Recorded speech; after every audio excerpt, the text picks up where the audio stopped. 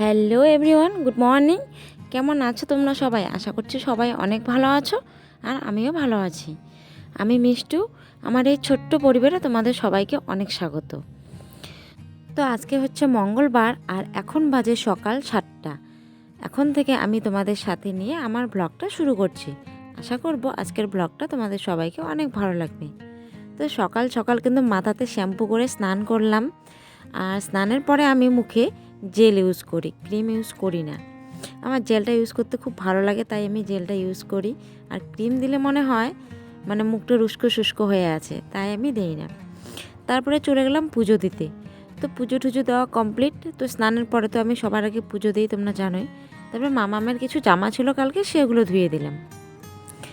আর সকাল সকাল ধুয়ে টিনে দিচ্ছি, মোটামুটি 1টা নাগাদ আমার জামা কাপড় কিন্তু শুকিয়ে যাবে।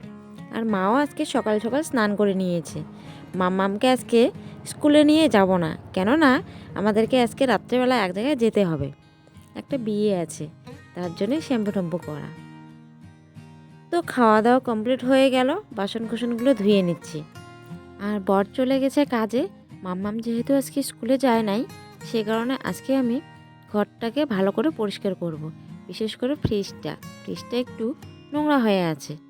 যদিও আমি 2 দিন পর পর মুছি ফ্রিজটাকে, তবুও বাসি জিনিস ছিল তো, সেগুলো আজকে বের করে সব ধুয়ে মুছে নেব। আর গ্যাসটাকেও আজকে ভাবছি একটু ভালো করে পরিষ্কার করব। আর কড়াইটাতে দেখো, রান্না করতে করতে তেলের দাগ এমনভাবে বসেছে যে আমার তুলতে অনেকটাই কষ্ট হয়েছে। আর আমি কি দিয়ে তুলছি জানো? এই টিপসটা একদমই সত্যি অন্যরকম, তোমরা ট্রাই করে দেখো। ওষুধ যে খাও তোমরা, ট্যাবলেটের যে পাতাগুলো আছে, সেই পাতাগুলো দিয়ে কড়াই তোমরা মাজবে, কড়াইয়ের দাগ খুব সহজে সুন্দরভাবে উঠে যায়। পরিশ্রমটাও কম হয়, আর খুব তাড়াতাড়ি উঠে যায়। তার জন্য আমি সেগুলো কিন্তু একদম ফেলি না, পাতাগুলো সেগুলো আমি রেখে দিই।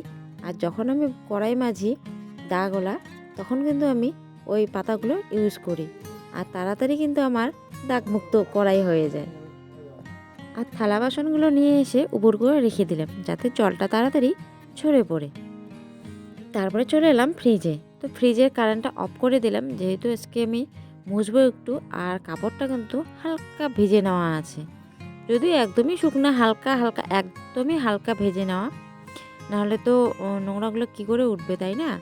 পরে শুকনা কাপড় দিয়ে আরেকবার মুছে নেব। যে কোনো জিনিস বলো, সবটাই যত্নের উপর। আমরা যদি সুন্দরভাবে জিনিসটা যত্ন করি, তাহলে সেই জিনিসটা দেখবে লাস্টিং অনেক দিন দেয়, আর অনেক দিন তার আয়ু সংখ্যাও থাকে। আর যত্নের অভাবে কিন্তু জিনিসটা তাড়াতাড়ি নষ্ট হয়ে যায়। তোমরা দেখো তো, দেখো ফ্রিজটা কত সুন্দর ডিপ অ্যান্ড ক্লিন হয়ে গেল। তো ভেতরটা যেহেতু মোছা শেষ, কারেন্টটা আমি দিয়ে দিলাম। আর আমার বর বলে যে কারেন্ট দিয়ে কখনোই ফ্রিজ মুছবে না, জানি না কেন। বলে নাকি কারেন্ট চলাকালীন ফ্রিজটা খোলা রাখলে নাকি কারেন্টটা বেশি খায়। তার জন্যই আমি কারেন্টের লাইনটা অফ করে দিয়ে ফ্রিজটাকে ভালো করে মুছে নিই। তো বাইরের দিকটাও একটু ধুলোবালি হয়েছে, ভাবলাম বাইরের দিকটাও একটু মুছে নিই পরিষ্কার করে। দেখো কত সুন্দর মনে হচ্ছে, নতুন মনে হয় কিনে নিয়ে আসা হলো এখনই। সত্যি পরিষ্কার করলে জিনিসে চমকই আলাদা হয়, সে নিজেরই বলো আর কোনো জিনিসেরই বলো। আর এই মুছামুছির পরে কিন্তু ঘরটাকে আমি একটু মুছে নিচ্ছি। এই ঘর যদিও বেশি আসা হয় না, কেননা এই ঘরে কিন্তু আমাদের মৌমাছির চাক আছে। তো মৌমাছির ভয়ে আমি কিন্তু অনেক কম আসি।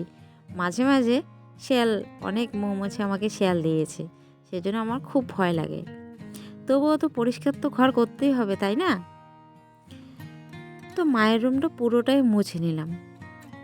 আর সব কিছু মুছামুছি হয়ে গেলে কিন্তু সবার লাস্টে আমি টিউবওয়েল যেতে যে এতটুকু রাস্তা আছে, এই জায়গাটাও কিন্তু আমি মুছে একদম পরিষ্কার করে রাখি। মুছে কমপ্লিট হয়ে গেলে গ্যাসটাকে ভালো করে পরিষ্কার করব। আর এগুলো আছে না, আমি আজকে তুলে নিয়ে আসলাম, কেননা অনেক সময় হয়ে যায় দুধ বসিয়ে দিয়ে এদিক ওদিক হয়ে গেলে দুধ একদম উতলে পড়ে। আর ভাতের ফ্যানও মাঝে মাঝে পড়ে, তাই একটু দাগ হয়ে গেছে। তো ভাবলাম আজকে বাইরে নিয়ে এসে সেটাকে ভালো করে পরিষ্কার করে নিয়ে যাই। সাথে রান্নাঘরে আমার গরম জিনিস ধরার যে কাপড়গুলো আছে, সেগুলো কিন্তু আমি অনেক আগেই ভিজিয়ে রেখেছি, কেননা ওগুলোও কিন্তু আমাদের সবসময় ইউজ করতে করতে নোংরা হয়ে যায়। তো তার জন্য ভাবলাম একটু ভালো করে ধুয়ে দিই। আর দেখো আমি কিন্তু একদম ঘষে ঘষে সুন্দর করে পরিষ্কার করছি। আর দাগের মধ্যে যদি আবার আগুনের তাপ পড়ে তাহলে দাগটা আবার ভালো করে বসে যায়। তার জন্য ভাবলাম না, ভালো করে গিয়ে ধুয়ে নিয়ে আসি। এই কাজগুলো শেষ করে আমি কিন্তু মাম্মামকে স্নান করিয়ে দিব। কাঁচা রান্নাঘরে ওর জন্য কিন্তু গরম জল উঠিয়ে দিয়েছি। গরম জল দিয়ে ওকে আজকে ভালো করে স্নান করে দিব, কেননা এত সকাল সকাল ওকে স্নান করানো হয় 9টার সময়, স্কুলে যায় সে কারণে।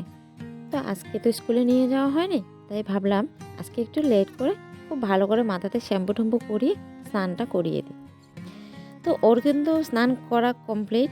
আর এইদিকে দেখো ও আমার কত কাজ এগিয়ে দিচ্ছে। ও বেঞ্চটা নিয়ে এসে আমার জামা কাপড়গুলো রৌদ্র থেকে তুলে দিচ্ছে। শুকিয়ে গেছে, আমি তুলবো, ওর আর সেই ধৈর্য নেই। তবে ও কিন্তু মাঝে মাঝে অনেক কাজে আমাকে অনেক হেল্প করে। তো আমি বেঞ্চটা সরিয়ে রেখে দিই, কেননা কখন বেঞ্চ থেকে পড়ে যাবে আর কখন ব্যথা পাবে বলা বড় মুশকিল। তো দেখো সত্যি কিন্তু জামা কাপড়গুলো সুন্দরভাবে তুলে এক জায়গায় জমা করে রেখেছি। তো ভাবলাম না, মেয়ে যখন তুলিয়ে রাখলো তো আমি একটু ভাঁজ করে রেখে দিই সাত সাত, তাই না? আর সব জামা কাপড় কিন্তু এক জায়গাতে ভাঁজ করে যার যার যেখানে জামা কাপড় সেই জায়গার মতন রেখে আসবো। মারগুলো মার ঘরে, মেয়েরগুলো মেয়ের জায়গা, আর আমাদেরগুলো আমাদের জায়গায়। মাম্মাম কিন্তু অনেকক্ষণ থেকে বলছে যে মা আমিও জামা কাপড়গুলো গুছাবো। আমি ওকে বলছি যে তুমি তো পারবে না, তবুও ও আসতে যাচ্ছে। এত যে কেন নেশা কাজে, কিন্তু পড়ার সময় শুধু দুষ্টুমি, পড়তে বসলেই যত দুষ্টুমি, খেতে গেলে যত দুষ্টুমি, কাজের বেলায় এত মন, জানি না কেন। তো সে যাই হোক, আমি ফটাফট আগে কাপড়গুলো গুছিয়ে নিই, তারপরে মাম্মামকে ঘুম পাঠাবো আবার, কেননা ও কিন্তু আজকে এখনও ঘুমায়নি। স্নান করে দুপুরে লাঞ্চ করে কিন্তু ও সমানে খেলছে। যেহেতু স্নানটা করলো আর বাইরে একটু রৌদ্র উঠছে, তো আমিও আর ওকে কিন্তু ঘরে নিয়ে যাচ্ছি না, কেননা ঘরের ভিতরটা এতটাই ঠান্ডা হয়ে আছে, মনে হচ্ছে কেউ জল ঢেলে দিয়েছে ঘরের ভেতরে। তো রৌদ্রতে খেলছে আর হাত পা প্রচণ্ড ঠান্ডা হয়ে গেছে, বলছি যে সোয়েটার পরে নিতে, ও পরবে না। তো রৌদ্রতে খেলছে, তো সে কারণে আমিও আর বাধা দিচ্ছি না, খেলুক ও যতক্ষণ মন চায়। তবে আমার কিন্তু এই কাজগুলো হয়ে গেলে আমি ওকে নিয়ে শুবো, মানে ওকে ঘুম পাঠাবো। মাম্মাম কিন্তু কথা আর মানলো না, দেখো চলে এলো জামা কাপড় ভাঁজ করতে। পারছে না, তবু ভাঁজ করার ধরন দেখো ওর। হয়ে গেল জ্যাকেটটা ভাঁজ করা। মাম্মামকে কিন্তু আমি আগে, যখন ও স্কুলে ভর্তি ছিল না, তখন কিন্তু ওকে আমি ঠিক দুপুরবেলা খাইয়ে ঠাইয়ে একদম স্নান করিয়ে 1টার মধ্যে ঘুম পাঠাতাম। তবে এখন স্কুলের জন্য হয় না, স্কুল তো 2টার সময় ছুটি দেয়। তো তার আগে যদি আমি বাড়িতে ঘুম পাড়াই ওকে, তাহলে ওর অভ্যাস হয়ে যাবে, আর স্কুলে গিয়েও ওর তখন ঘুম পাবে। তাই ওর ঘুমের টাইমটা একদম চেঞ্জ করে দিয়েছি। আর ওকে আমি 2:30টার সময় কিন্তু ঘুম পাঠিয়ে দিই, কারণ 2টার সময় স্কুল থেকে এসে একটু রেস্ট নিয়ে ওকে ঘুম পাঠাই। আর এদিকে কিন্তু 4টা 4:30 হতে হতে ওর ঘুম ভেঙে যায়। তো তারপরে দেখো গ্যাসটাকে আর একটু ভালোভাবে পরিষ্কার করে নিয়ে জায়গা মতন সব কিছু ঠিকঠাক বসিয়ে দিই।